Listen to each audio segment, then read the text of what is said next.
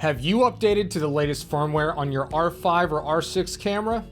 Let's talk about that. First, I'm going to talk about what this new firmware does, then I'll talk about how to update your camera.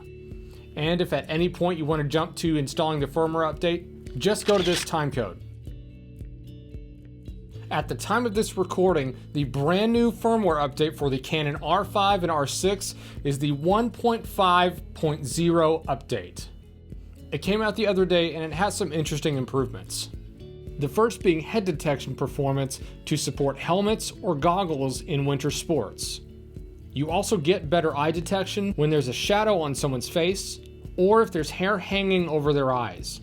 And for those of you using FTP, this also has some stability updates.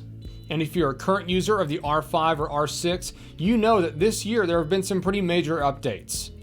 This includes a light or lower bitrate version of the IPB video recording, as well as the raw light recording in R5. And Canon also added C-Log 3, which was a highly requested feature. Getting to this update, we know Canon has released the R3 and it's coming out in quantities. A lot of people are enjoying it, especially for the vehicle tracking. Well, guess what?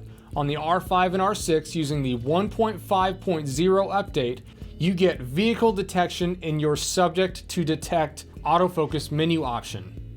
This feature is designed specifically for racing cars and racing motorcycles. So if you're shooting regular cars for the general public, like SUVs, sedans, or in some cases motocross, this feature may not work in those scenarios. This is designed for a racing type vehicle. You also get the added feature of having torso detection.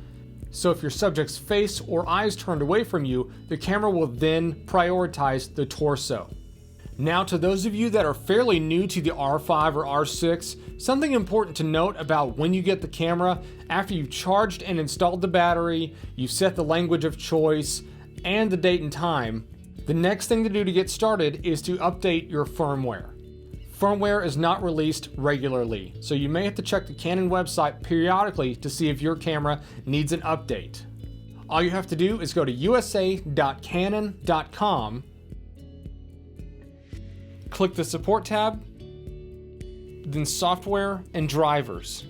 Then you'll see a search bar. Type in the name of the camera you have, click on the name of the camera, then you'll see your results.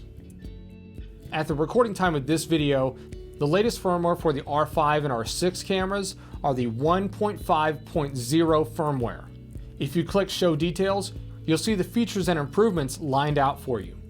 Find the right download for your system, whether that's a Mac or a Windows machine, then click the one you need and the download should go automatically. After you've downloaded it, double-click the .dmg file and you'll find a .fir file, as well as installation instructions in the folder below. You'll find it in a few different languages, so pick the language that's most comfortable for you. If you don't want to read the PDF, then let's keep going. So make sure you have a fully charged battery for your camera and a memory card that you don't mind formatting. Put a card in the camera and format it.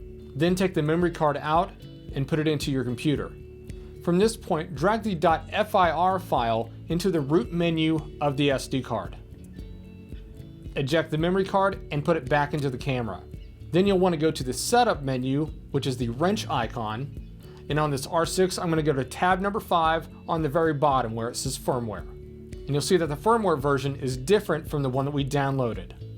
I'm going from 1.4.0 to 1.5.0. When I click that, it's going to ask me if I want to update the firmware. In this case I do, so I'm going to click OK.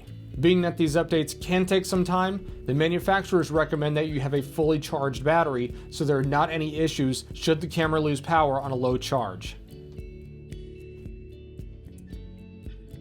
Once it's finished, turn the camera off, then turn the camera back on and you're ready to go.